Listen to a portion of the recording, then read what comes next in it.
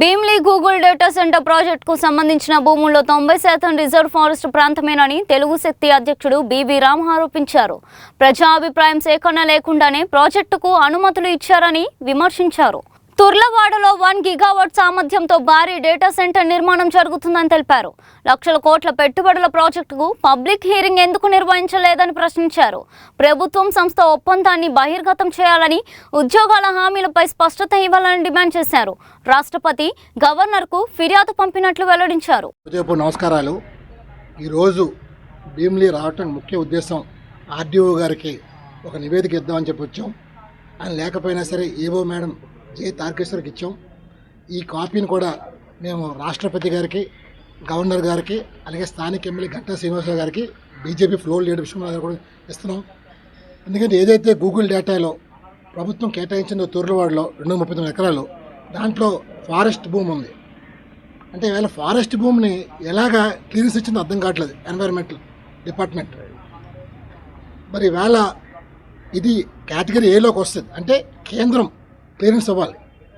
అదే category B అయితే state government ఇవ్వాలి. కానీ వీళ్ళు ఏం చేశారు, B1లో పెట్టేసి పబ్లిక్ హీరింగ్ లేకుండా కేటగిరీ వీళ్ళు ఇష్టమన్నట్టు వెంటనే ఇంప్లిమెంట్ చేసి క్లియరెన్స్ ఇచ్చేశారు. అంటే దీంట్లో చాలా కుట్రలు జరిగిందని చెప్పి తెలుగు శక్తి ఆరోపిస్తుంది. మరి ఇటీవల విశాఖపట్నంలో మధుర సదస్సులో ఇప్పుడు బివి రామ్ చెప్పిన ఇంకోటి చెప్పినా కాదు, ఒక సాక్షాత్ retired DG officer, IPS officer AB Venkateswara గారు కేవలం 500 ఉద్యోగాలు వస్తాయి మాత్రం చెప్పారు. మరి ప్రభుత్వం లక్షల ఉద్యోగాలు చెప్పింది. ఏది నిజం? మీరు చెప్పింది నిజమా, ఆయన చెప్పింది నిజం? ప్రజల్లో ఒక భయం కలుగుతుంది. మరి ఈవేళ కొన్ని వేల కోట్లు మీరు రాయితీలు ఇచ్చారు, 27 కోట్లు రాయితీలు ఇచ్చారు. కేవలం 500 ఉద్యోగాలు ఇదేనా రాయితీ అడుగుతున్నాను. ఈవేళ 99 పైసలు ప్రపంచం ఎక్కడా లేదు. అంటే కారు చౌకగా భూమి విశాఖపట్నంలో దొరుకుతుంది. అంటే రాష్ట్రం అభివృద్ధి కోసం అంటున్నారు. సరే, మేము స్వాగతిస్తాం. 99 పైసలకి ఉద్యోగాల కోసం ఇచ్చారు. లోకేష్ గారు ముందు చూపుతో యువత కోసం ఇచ్చారంటే మేము స్వాగతిస్తాం. కానీ ఎకరానికి ఎన్ని ఉద్యోగాలు ఇస్తున్నారు చెప్పమని చెప్పి లోకేష్ గారు అడుగుతున్నాం. రేపు 17వ తారీఖుని విశాఖపట్నంలో మీరు బహిరంగ చర్చకు సిద్ధమని ప్రశ్నిస్తున్నాం. ఎందుకంటే మాకు ఎవరి మీద వ్యక్తిగతంగా వెళ్ళట్లేదు.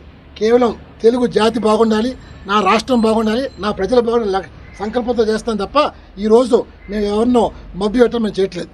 మరి ఈవేళ లోకేష్ గారు అలాగే వారితో మీరు చేసిన ఒప్పందం కూడా బయట పెట్టాలని చెప్పి డిమాండ్ చేస్తాం. ఎందుకంటే మీరు అన్ని రాయితీలు ఇచ్చారంటే మా ప్రాంతానికి ఏం లాభం వచ్చిందో మాకు తెలియాలి.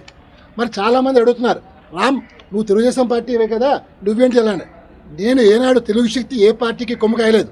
తెలుగు శక్తి ప్రజలకు కొమ్ము కాసింది తప్ప పార్టీ కొమ్ము కాయలేదు. అన్యాయం చేస్తే నాడు ఎదిరించాను, నేడు ఎదిరిస్తున్నాను. సో రామ్ ఎప్పుడూ భయపడలేదు. ఎదిరించడం లేకపోతే బెదిరించడం రాజ్యం ఇవాళ. ఎందుకంటే ఈ ప్రభుత్వం నాపైన దాడి జరిగితేనే స్పందించిన గుడ్డి ప్రభుత్వం, గుడ్డి పార్టీ మనం చేస్తున్నాను. అందుకని తెలుగుదేశం పార్టీ ఒకటే పిలిపిస్తున్నారు, కార్యకర్తలు కూడా కష్టపడే వాళ్ళకి గుర్తింపు లేదు. అందువల్ల వేళ కేవలం మిమ్మల్ని డమ్మీ చేసి వాడుకుంటున్నారు. ఇప్పటికైనా ఇది అహంభావానికి ఆత్మగౌరవ యుద్ధం. మరి నాటి ఇంటి ఏం చెప్పారు, సమాజమే దేవాలయం, ప్రజల దేవుడు చెప్పారు. మరి ఇవాళ ఈ రాజకీయాలు ఏం చేశారు, మేమే దేవుళ్ళు అంటున్నారు, ప్రజల భక్తులు అంటున్నారు.